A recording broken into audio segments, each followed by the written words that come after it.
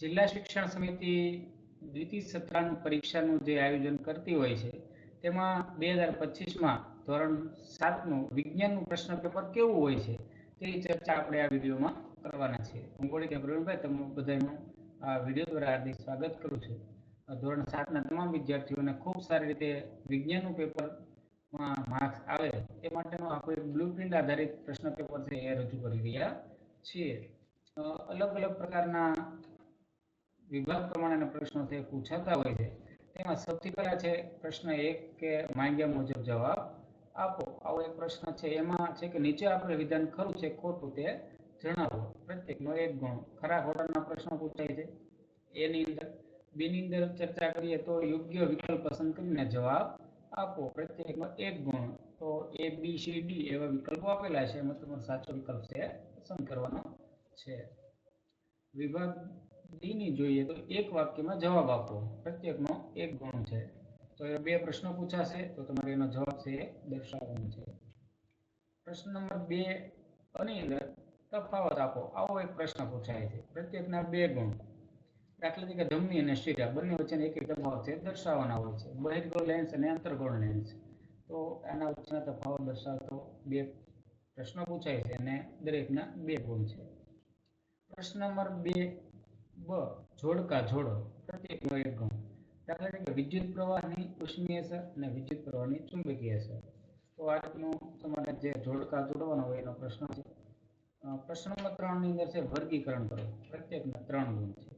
દાખલા તરીકે નીચે આપેલા પુષ્પોનું એકલિંગી તથા દ્વિલિંગી પુષ્પોમાં વર્ગીકરણ કરો. તો આવો એક પ્રશ્ન પૂછાય આવા તો તમે એનો જવાબ છે લખી શકો. વિદ્યાર્થી મિત્રો, આપણે માત્ર બ્લુપ્રિન્ટ આધારે કેવા કેવા પ્રશ્નો પૂછાય છે, એની ખાલી જગ્યા કેવી છે, વિકલ્પો આવે છે, તો પ્રયોગવાળા પ્રશ્નો છે કે નહીં, તો આખી એ પ્રમાણની બ્લુપ્રિન્ટ છે બતાવેલી છે. આની અંદર જોઈએ કે નીચે આપેલી ખાલી જગ્યાઓ પૂરો. તો એક 2 ખાલી જગ્યા આપેલી છે એને તમારે જવાબ છે દર્શાવવાનો. પ્રશ્ન નંબર 4 બ ની વાત કરીએ તો યોગ્ય વિકલ્પ પસંદ કરી જવાબ આપો. પ્રત્યેકનો 1 ગુણ. A B C D માંથી એવા વિકલ્પો હશે એમાં તમારો સાચો જવાબ છે પસંદ કરવાનો. 4 ક નીચે આપેલ પ્રશ્નોના ટૂંકમાં જવાબ આપો. પ્રત્યેકના 2 ગુણ છે.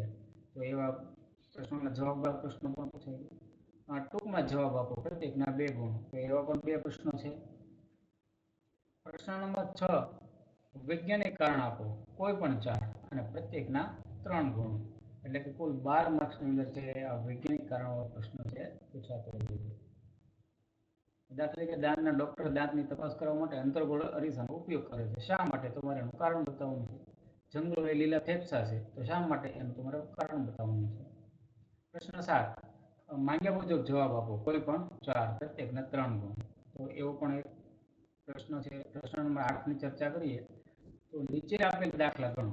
કોઈ પણ 2 પ્રત્યેકના 2 ગુણ.